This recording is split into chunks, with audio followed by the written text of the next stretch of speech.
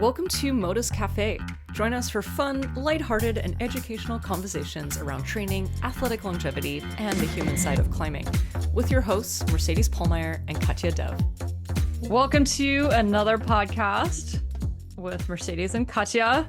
This is Modus Cafe, and today we're going to be talking about why we choose to not climb hard right now. I think both Katja and I are in the same boat. And this topic kind of came up, at least for me, because I have recently been talking to some of my friends. Today I had a session with a friend and I was talking about how I'm not going to be really willing to try my projects when I go out to Squamish in the summer. And I think she was really surprised by that. And so I thought this was a good one to talk about. What about for you, Katja? Where are you at right now in your climbing? Yeah, this is a great one to talk about. This is funny and also maybe very authentic because Mercedes and I literally just spent 30 minutes talking about this very topic. And I was like, let's just record this because I think it's so important. We talked about how when, you're a climbing coach for one, you're a climbing coach or you are strong and you're not choosing to climb really hard projects outside, sometimes that can make other people uncomfortable. Or, people always ask this question, why? And the other day, I actually also went out with a friend the other day, and this has happened to me before where people try to find hard things for me to climb. And I keep telling them, no, I'm okay. I'm okay not climbing hard things. I'm here to hang out with you. And sometimes that's like off-putting to people, or they don't, it's almost like people don't believe me when I say this. I'm like, no, I'm okay repeating these V4s. They're very hard. It's good for me to repeat them. I'm really out here to have fun with you today. So I always try to emphasize this, but yeah, it's a topic that's been coming up for me. And for me, it's a little bit different than for you right now. But this is what I think was beautiful. We can share both of our experiences for why right now we're choosing not to climb hard. And I think when we say this, it's actually, we even just talked about this. What does that even mean to climb hard? Because Mercedes is working on capacity and she's doing just like lower grades, but in some ways that is hard for her actually. So, but what do we mean? When we mean we choose not to climb hard, we mean to not work on big projects. Often that is reflected in grades, and that is sort of what we mean when we say we're choosing not to try hard and we're not choosing to project hard grades outside and kind of chase that next level.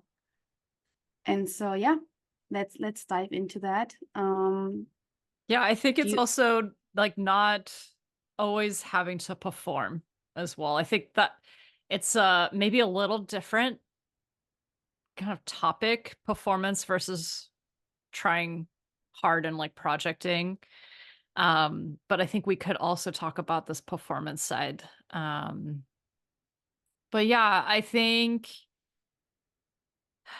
I'm still trying to wrap my head, like my thoughts around this topic. So right now I'm coming back from a pretty long layoff from climbing. It's not like I haven't been climbing, but I climbed very, very little in like about a year and a half span. And then starting in January, like kind of December, I started like slowly ramping up. And we're in May right now, 2024. And yeah, it's been kind of a slow build because every time I go into the gym, there is a part of me that really wants to project. That is like, I maybe to prove to myself, to the other people that I can still try hard. But I know like, okay, I'm like turning 41 this year. My body just feels very different than it did 5 years ago, coming back from an injury. And so like what I want to do is give my body as much time as it needs to adapt to the training. And for me, my lowest hanging fruit is capacity. I don't like, yes, getting stronger is always going to be something to work on, but it's not my lowest hanging fruit. It really is just trying to get a lot of volume and some fitness so that I can do hard moves consecutively. Um, and with trying hard, like for me, it feels really hard to do capacity training. And something I would like to maybe use as an example with lifting versus climbing. So in climbing, when we're thinking about trying hard, we're really working at our limit. Like it's our max hardest moves that we can do. And in lifting, maybe it's like a 1 rep max, something like that. And you have to build up to that 1 rep max over time. Like if you haven't been lifting for a while, you have to teach your body to be able to recruit that kind of muscle and nervous system in order to lift a 1 rep max. Um, but then there's this other side of it where you can make anything feel really hard. And this comes from the strong first philosophy. So strong first is like the kettlebell academy, where you can lift anything that you want and you can make it feel really hard. And this is creating your own tension in your body. So even if you have a 15 kg kettlebell, you can make it feel as hard as a 1 rep max if you just kind of put that intensity in your own body. And so that's how I'm basically approaching a lot of my like capacity or my density climbing. It's not like I'm just doing a lot of easy climbing. I am intentionally trying hard for each move. Like I'm putting my own internal load so that these moves feel hard without damaging my tissue. Like I'm not doing things that my body's not quite yet ready for, you know? And so for Mhm. me, this does feel hard, you know, and it feels safe before I really throw myself at projects. So that's kind of the what I wanted to lead with first was like you can you can try hard in different ways, and it Yeah, doesn't totally. always have to look like limit climbing. Yeah, this idea of Mhm. just, throwing yourself at a rock or climb and then failing at it, which the Yeah. feeling aspect is not a problem. We talk about this a lot, but this idea of like, yeah, really trying to your limit. Yeah. Can you describe briefly, because we do program density or capacity workouts regularly because we really Yeah. believe in the importance of that for our Mhm. athletes. And we do that for one-on-one athletes. We do that for a membership as Mhm. well because it's such a good foundation. Can you just describe briefly what we mean when we say density workouts or capacity workouts? Yeah. Like really the goal is to build some base endurance with your climbing while also naturally progressing that workout to include harder and harder climbs. So if you've never done a capacity workout before, you would basically start, let's just say, if you're a V4 climber, you would probably do a lot of your density climbs at the V0 to V1 range. And you would set a timer, it could be 15 minutes. And the goal is to try to do as many climbs in that 15 minutes as you can. Now there is a bit of like, okay, don't do climbs that are so easy that you're mindlessly climbing. You always want to put intention around your movement no matter what the grade is. So even if it is V0, you're always trying to improve on your movement every time you move. Um and so, you know, the first time you do it, maybe you did 12 V0s and V1s in that 15-minute time block, like a total of like 12 climbs. And then the next time you do this session, a week later, maybe you add one V2 and substitute one of those V0s for a V2. And now you're naturally increasing the difficulty of your session, but you stuck with 12 climbs in that 15-minute session. And then each time you keep swapping one easy climb for a hard climb. And that's one very easy and natural way to progress your session to be able to handle harder movement while also building endurance at the same time. I think it's about one of the better strategies to increase what we call power endurance, what we think is power endurance. But you do these sessions without getting pumped. Like you want to stay away from that pump Yeah, I think feeling. that's really Otherwise, important. Yeah, yeah, otherwise you're we should really like emphasize that. yeah, you're not working capacity really or endurance. You're working anaerobic power endurance, which you will be getting pumped, but it's hard to recover from. You don't build endurance by working power endurance. Yeah, that is probably the hardest part about this drill is to keep the challenge easy enough to not get Mhm. pumped. Most people want to be climbing harder things. And I will say Yeah. it can feel boring at Mhm. times. It can feel boring, especially if you're doing it mindlessly, but you can challenge yourself to really focus on your movement. Mhm. And what I like to do actually, we usually program them as two sets. So you have the first set and then you have the second set. And we often bring athletes up to 25 minutes each set. So in my, training, I do 2 times 25 minutes. And what I like to do is climb the exact same boulders the second time and make them even better. So by that time, I'm maybe a little fatigued, but I'm trying to climb them even better than I did the first time.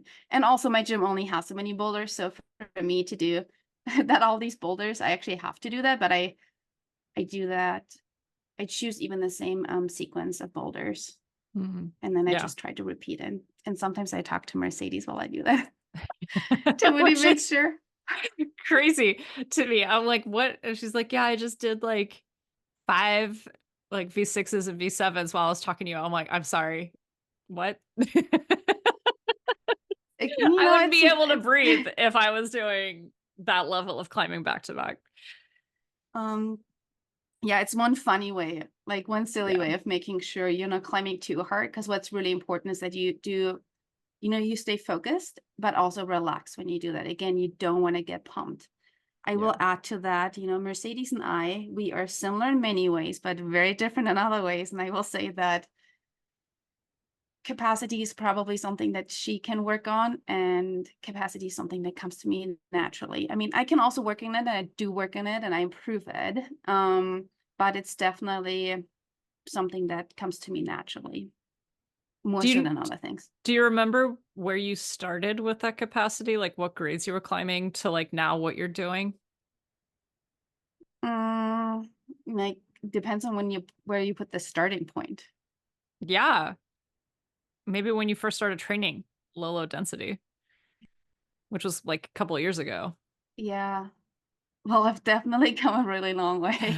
Yeah, but some Yeah. people don't. This is Yeah. like I would say I'm one of those people. Like if I don't I consistently work it, then and then all of a sudden I'm like back to kind of square one because I've lost that capacity.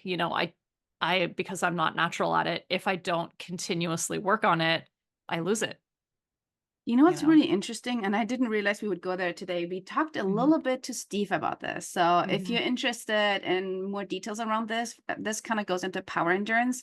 Check out our podcast episode with Steve on power endurance, Steve Bechtel. We had a really great conversation. But I wonder if part of that too, Mercedes, is actually part of that is probably physiology. Like my physiology is different than your physiology. But I also wonder if part of that is actually mentally, like really being able to relax on the wall, because I don't know how to describe this to people, but like, let's say when I do 4x4s, usually my fourth go is my most relaxed go, and it's usually my best go, which is often not the case for most people. But it is really such a skill to learn to relax on the wall as much as possible. I've seen Michaela Kirsch do 50 move circuits on the moonboard. So she would just go on the moonboard and go in circles. And she would do that for 50 moves. And I will tell you, she looked so relaxed. So I really feel like I think actually that's a skill that we don't talk about enough, like how to be as relaxed as possible and keep breathing as much as possible. And Mhm. even Steve, he mentioned that a little bit when it comes to like power endurance, how actually that part of it plays a big role in terms of not over gripping, essentially. Mhm. Mhm. So I do think it's a skill, and it's not even, it goes beyond being afraid. And I will tell you also this is interesting because I'm just coming out of a strength phase in the winter, and I just went outside to climb on roots, and I hadn't been on sport like roots in a while. And even though I feel like I'm quite efficient, and I was really reminded how I don't need to pull that hard. on these easy moves. And I naturally just did that because I can, because I'm so strong right now. And I really, really think that's a skill that we don't develop enough. It's also really hard to teach because I Mhm. can't be like, hey, put yourself into this body and just like try to relax. And it's like, it's difficult to describe to people to relax on the wall, like meaning with while moving, Mhm. relaxing while moving, and not like move a couple moves and then take a breath and relax. I'm like, no, you want to be relaxing with each move. You don't actually want to be, you want to be tense. That's the tricky part. Of course, you want to use tension, but in the most relaxed way. Mhm. Anyway, Like I find it really, just enough tension to make that move. mhm.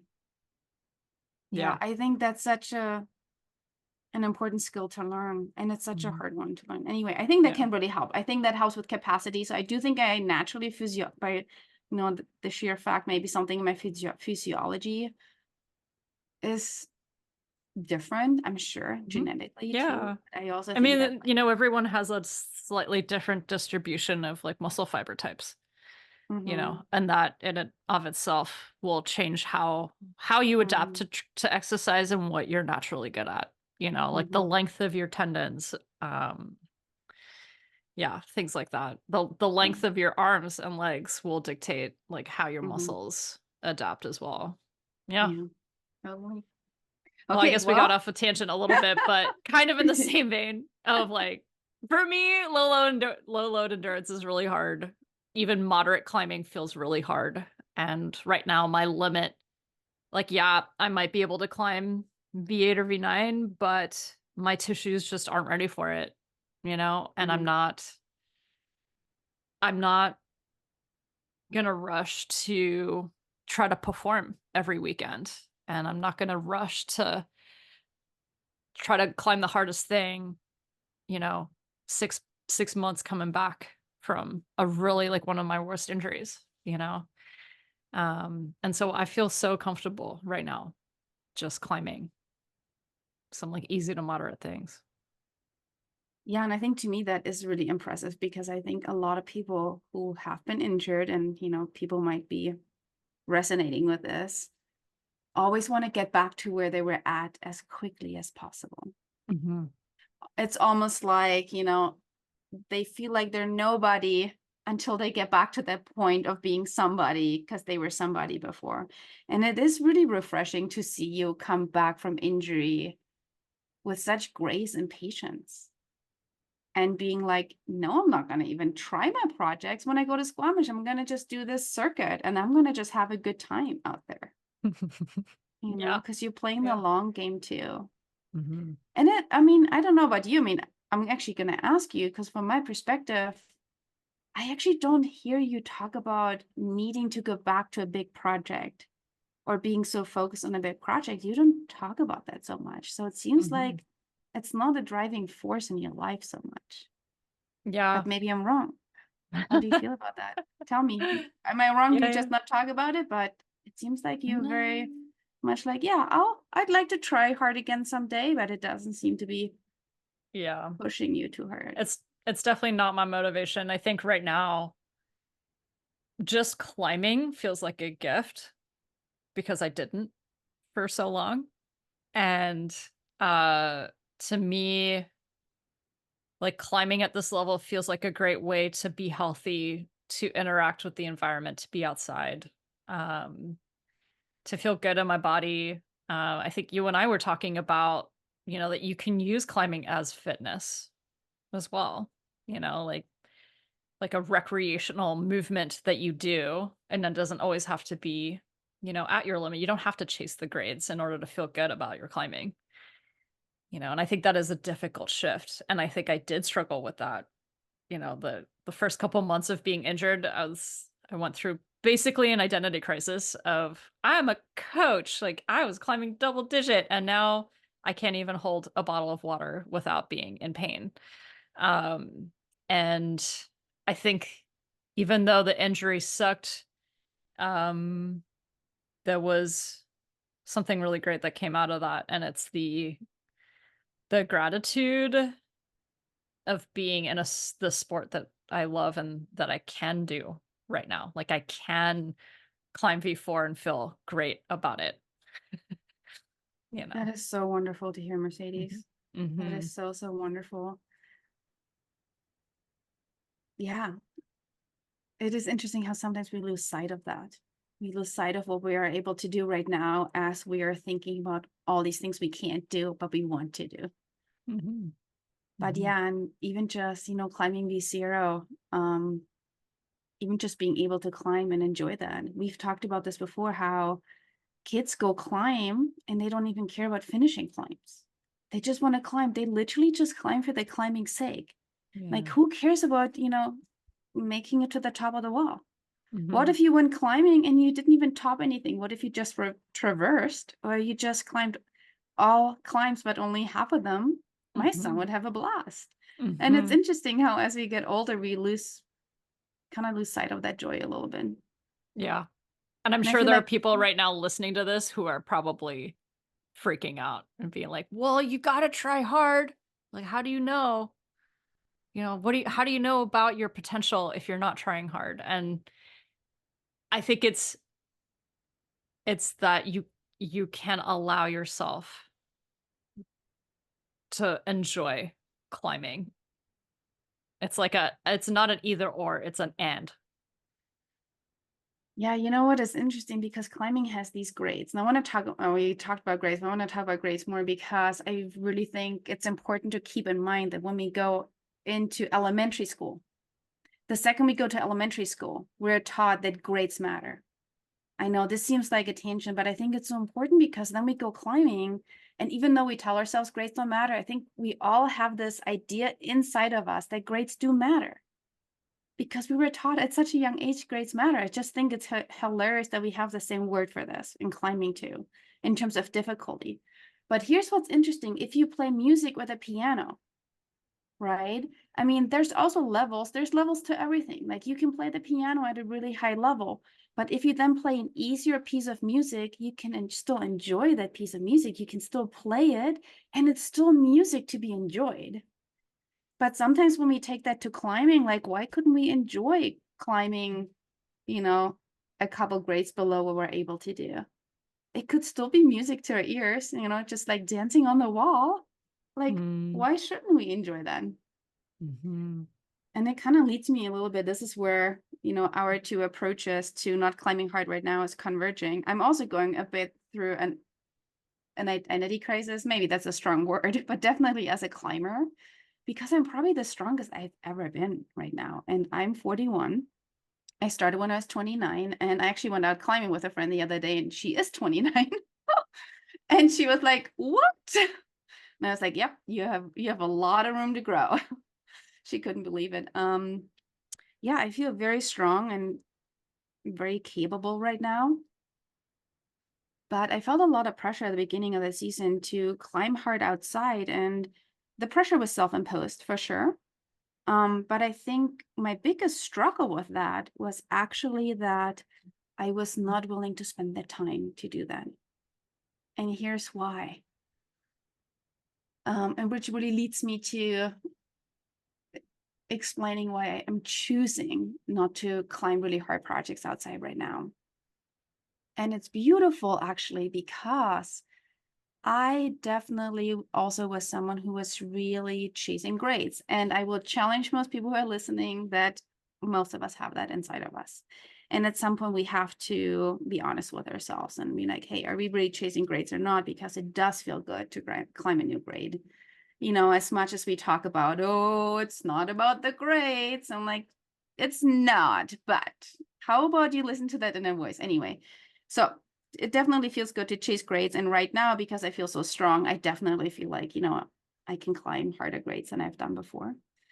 But what I struggled with is, and it's a funny struggle, that I was not, and I still am not, so psyched to climb outside. And it's funny, I think part of me, because I actually feel like I can. I truthfully feel like I could climb hard grades outside right now.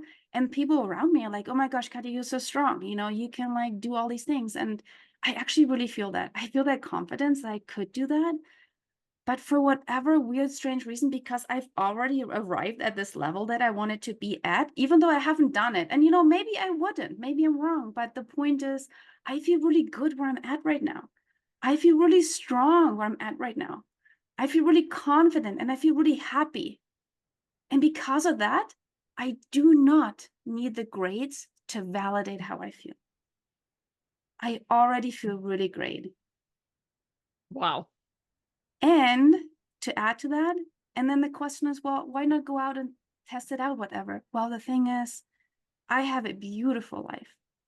I'm really enjoying my job and I'm really enjoying coaching, and my life is getting busier because our business is growing, which is really wonderful. And I'm really enjoying spending time with my family. And that just means so much to me. People mean so much to me. The way I love living my life means so much to me. And most of the people that I love hanging out with, mostly my family, but also other people, they don't like to climb. So I'm one of these people. I don't have a partner who's also a climber at the same time, and that's okay. My partner and my son, they love mountain biking. And earlier this spring, we actually went on a camping trip. For the first time, I didn't even bring climbing gear, even though I had other friends who also climbed, but I was like, no, I'm not climbing. I'm just going on a mountain biking trip. And it was so wonderful to do that as a family without having Katja need to climb some rocks. And it was just so fun. It was just so pleasant, and I just loved it. And that's simple. That's as simple as it is. I just don't feel like I need the grades anymore to validate something about me, how I feel, because I feel great. I feel strong. I feel capable. And I can do this climbing in the gym or climbing lower grades. I still climb outside and I still do, but I'm just choosing smaller projects that I will say still tend to be challenging me and giving me an ego check. I will say that too, even the lower grades. So I always talk to my athletes about make sure you bring respect to the rock. I have this V3 project in the canyon right now, which I definitely climb harder grades, but there's this V3 slab I just cannot do. So that's a way of climbing hard without choosing hard grades. But these easy projects like this V3 slab that I'm trying to do, which for me tends to be very easy grade normally, it brings me joy. Because there's something about this climb I'm not understanding that I want to understand. And so I'm having a blast doing that. So really what it is when I say no to climbing hard things outside, or maybe I should say I'm saying no to spending a ton of time on projects outside right now, which in the past I have, it's really because I'm saying yes to a lot of other things that really fill my cup and make me happy. And I do enjoy climbing in a gym too. It's about the movement for me. And so I just mix it up. Mm, amazing. Well, I Yeah, and hope it this, is interesting. I just want to add real quick. It is yeah. interesting because I think it's interesting to see people's reactions. And I think part of it is because I used to chase. I used to be so focused on big projects, but I would really lose myself in them too. I would most of the time I send them, but I get so focused on them, I lose myself on them. And that's what I'm really afraid of doing Mm, again with a big project. And I'm like, no, I love my life right now. I don't want to get lost in a big project. Those projects will be there for me whenever I'm ready for that again. And there will be a good time for that. And yeah. so I'm just enjoying what I'm doing Yeah. right now. I do wonder. That was beautiful, by the way, Katya. Thank you for sharing all of that, especially the music part. Like, what a great parallel to draw between climbing and something else, that we can relate to. Um, but yeah, I am curious why people respond or have responded in the way that they have to like us saying, hey, we're not gonna climb super hard right now. Like, I think I do wonder if like part of it is like, oh no, we believe you. Like, you could totally climb hard right now. Like, almost like encouraging, like, it's an encouragement that they believe in us. Maybe I wonder if that's part of it. Um, but as a listener, I'm curious to hear. what goes through your mind if, like, we were telling you right now, like, "Oh, we're not gonna climb super hard right now. We're just gonna focus on some other things." Like, what comes up for you? I'm genuinely curious. So, feel free to leave a comment or just, like, email us. Like, this is the mental side of climbing that is so fascinating, and we don't talk enough about it. Mhm. Um, and I do hope that us being kind of open about this, like, gives you permission to also not always have to chase something because someone else is chasing it, or that's what maybe people expect. Um, I don't know. Totally. And I think sometimes we Mhm, forget that climbing is just such a beautiful, fun way to be healthy and stay in mhm, shape and move your body. mhm, And I think that's sort of one of the things I'm coming around to more and more is like doing it for the sake of movement and health itself means so much to me. Because at first I was like, well, if I'm not chasing grades anymore, I might as well quit climbing. I seriously consider that.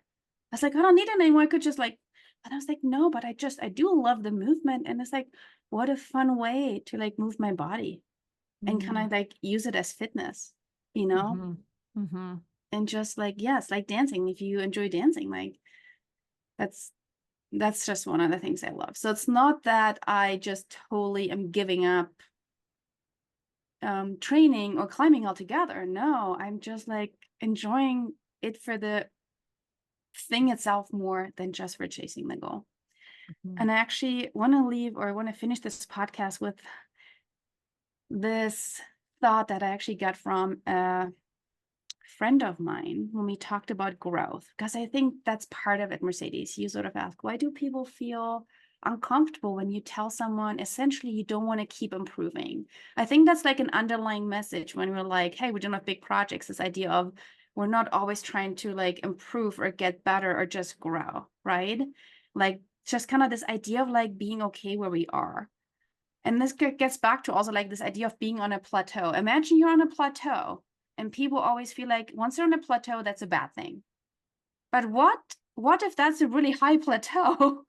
What if your plateau is a really high level and just staying on the plateau for as long as you can is worthwhile, focusing on. That's beautiful. What if you moved laterally instead of going up all the time? You might discover a lot of beautiful areas of that plateau. It might be a gorgeous plateau. But I want to leave you with that thought that a friend of mine left me with, because I'm one of these people who always likes to grow. I always like to get better. I'm so into personal development and mindset and all these things. Mercedes knows this, and you will know this about me soon too, because some things are coming out for you. But what I want to say, in biology, if something grows for the sake of growing, it's called cancer. If growth is not kept in check, we get cancer. That's exactly what mhm, cancer does. So that's actually mhm, that was really important for me to hear and be like, no, wait a second. I don't always need to keep growing. That is ridiculous. mhm. It's also okay to just like be happy with where you're at. Mhm. And so I'm going to enjoy my self-made plateau right now. Yeah. And Yeah, it it's just like frees me up. yeah, it's tying in the like that you're already good enough, that you're already doing Exactly. enough. And it's really hard to sometimes for us to sit with. But yeah, Yeah, nice. totally. We'll probably Mhm, talk about that in another mhm. episode. Yeah. Amazing. Thank you so much for chatting today. This is good. Yeah, This that's came great. straight from our hearts and Yep. our lives. Yep. And No there we notes go. on this one. Yep. We did not take any notes. We were just like, well, let's push the record button. Yeah. Yeah. Thank you All so right, much, y'all. Mercedes. Thank you Yeah. for Thanks, listening, Katja. and Yep. we'll Well, hear you soon. yep. All right. Bye. Bye.